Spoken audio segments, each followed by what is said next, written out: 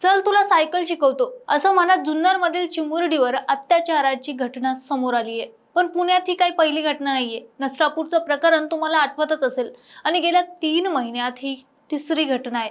Cycle शिकायचं वय, हसणं खेळण्याचं वय आणि विश्वासाने कुणाच्याही मागे हसत बागडत जाण्याचं वय, हे निष्पाप वय। पण याच निष्पापाचा फायदा घेऊन एका नराधमाने 9 ते 10 वर्षाच्या चिमुरडीचा विश्वासघात केला। चल तुला सायकल शिकवतो हे शब्द ऐकून ती मुलगी त्याच्या मागे गेली। पण तिला काय माहित होतं की हा सायकल शिकवायच्या बहाण्याने तिला एका अशा ठिकाणी नेलं जातंय जिथून ती कधी जिवंत परत येणार नव्हती।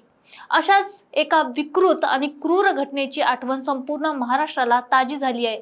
काही दिवसांपूर्वी भोर तालुक्यातील नसरापूर येथे 3.5 वर्षाच्या चिमुरडीवर झालेला अत्याचार आणि हत्याकांड खटला फास्ट ट्रॅक कोर्टात चालून अवघ्या 60 दिवसात आरोपी भीमराव कांबळेला फाशीची शिक्षा सुनावण्यात आली होती। पण तरीही लोकांच्या मानसिकतेवर काही परिणाम होत नाहीये। नसरापूर हत्याकांडात पोलिसांचा तत्पर तपास आणि कोर्टाच्या ऐतिहासिक निर्णयामुळे महाराष्ट्राला न्याय व्यवस्थेची आशा दिसली होती। पण नसरापूर घटनेची ही शाई वाळतच नव्हती।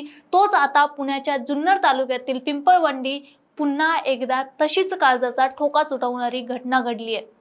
पुण्याच्या पिंपळवंडी गावात घडलेली ही घटना फक्त एका कुटुंबावर कोसळलेला डोंगर नाहीये, तर संपूर्ण महाराष्ट्राच्या अंगावर काटा आणणारी आणि माणुसकीला काळीमा फासणारी घटना आहे।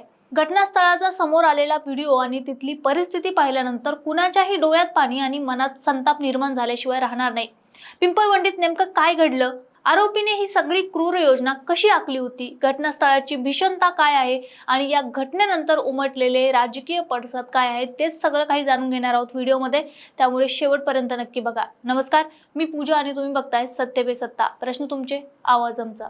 खरं तर ही सगळी घटना आहे जुन्नर तालुक्यातील पिंपळवंडी गावची। 9 ते 10 वर्षाची ही चिमुरडी, जिला अजून जगाची खरी ओळखही झालेली नव्हती, तिला सायकल शिकायची खूप आवड होती। आरोपीने नेमका याच गोष्टीचा फायदा घेतला। चल तुला सायकल शिकवतो असं म्हणून आरोपीने तिला घरापासून तब्बल 1.5 ते 2 किलोमीटर दूर नेलं। घराच्या जवळून ओळखीच्या माणसासोबतच जात असल्यामुळे, म्हणजे शेजाऱ्यासोबतच जात असल्यामुळे कोणाला संशय येण्याचं कारणच नव्हतं। पण त्या नराधमाच्या मनात किती भयंकर विचार चालले होते याची कल्पना त्या चिमुकलीला किंवा तिच्या घरच्यांनाही अजिबात नव्हती। आता समोर आलेल्या व्हिडिओमध्ये आणि प्रत्यक्ष पाहणीत जे घटनास्थळ दिसतंय ते अतिशय भयावह आहे। घनदाट अशी ऊसाची शेती, एका बाजूला अतिशय दाट ऊसाचं शेत आणि जिथे आत काय चाललंय हे बाहेरून कोणालाही दिसणं अशक्य होतं। दुसऱ्या बाजूला ओढा आणि अतिशय अडचणीची जागा। या शेतीचा मालक आठवड्यातून एखाद्या किंवा दुसऱ्याच वेळीच तिथे येत असे, म्हणजे पूर्णपणे निर्मनुष्य आणि एकांत असलेली ही जागा होती। मुख्य रस्त्यापासून हे ठिकाण अर्धा किलोमीटर पर्यंत दूर होतं। अशा या भयानक आणि एकांत जागी त्या नराधमाने 10 वर्षाच्या मुलीवर अत्याचार केले आणि तिची निर्गुण हत्या देखील केली। ज्या ठिकाणी तिथे कोणी वाचवायलाही येऊ शकत नाही, जिथे ओरडलेला आवाज बाहेरही जाऊ शकत नाही, अशा ठिकाणी त्या चिमुकलीने कोणत्या यातना सहन केल्या असतील याचा विचारही करवत नाहीये। घटना उघडकीस आल्यानंतर पिंपळवंडीसह संपूर्ण जुन्नर तालुक्यात संतापाची प्रचंड अशी लाट उसळली। पुणे नाशिक महामार्गावर रस्ता रोको आंदोलन पेटलं। संतप्त गावकऱ्यांनी आणि परिसरातील नागरिकांनी पुणे नाशिक महामार्गावर उतरून रस्ता रोको आंदोलन सुरू केलं। या आंदोलनामुळे महामार्गावरील वाहतूक पूर्णपणे ठप्प झाली असून प्रशासनासमोर परिस्थिती हाताळण्याचं मोठं आव्हान उभं राहिलेलं आहे। आरोपीला पोलिसांनी ताब्यात घेतलं असलं तरी केवळ अटक पुरेशी नाहीये। या नराधमाला लवकरात लवकर फाशीची शिक्षा झालीच पाहिजे, ही एकच मागणी गावकऱ्यांकडून आणि आजूबाजूच्या परिसरातील लोकांकडून केली जात आहे। या भयंकर घटनेची दखल प्रशासकीय आणि राजकीय पातळीवरही घेण्यात आली आहे। उपमुख्यमंत्री सुनेत्रा पवार यांनी या घटनेबद्दल तीव्र दुःख व्यक्त केलं आहे आणि त्यांनी पुणे जिल्ह्याच्या पोलीस अधीक्षक संदीप गिल यांच्याशी दूरध्वनीवरून संवाद साधून तपासाचा आढावा देखील घेतला।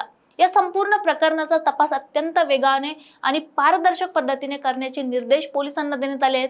आरोपीला लवकरात लवकर कठोर शिक्षा व्हावी यासाठी हा खटला जलद गतीने न्यायालयात चालवण्यासाठी मुख्यमंत्री तथा गृहमंत्री देवेंद्र फडणवीस यांच्याकडे विशेष विनंती करणार असल्याचं सुनेत्रा पवार यांनी स्पष्ट केले। पण मंडळी, विकृतीची सीमा जेव्हा ओलांडली जाते ना, तेव्हा अशा घटना घडतात। पण प्रश्न असा उपस्थित होतो की आपण आपल्या लहान मुलांना अशा नराधमांपासून कसं सुरक्षित ठेवायचं।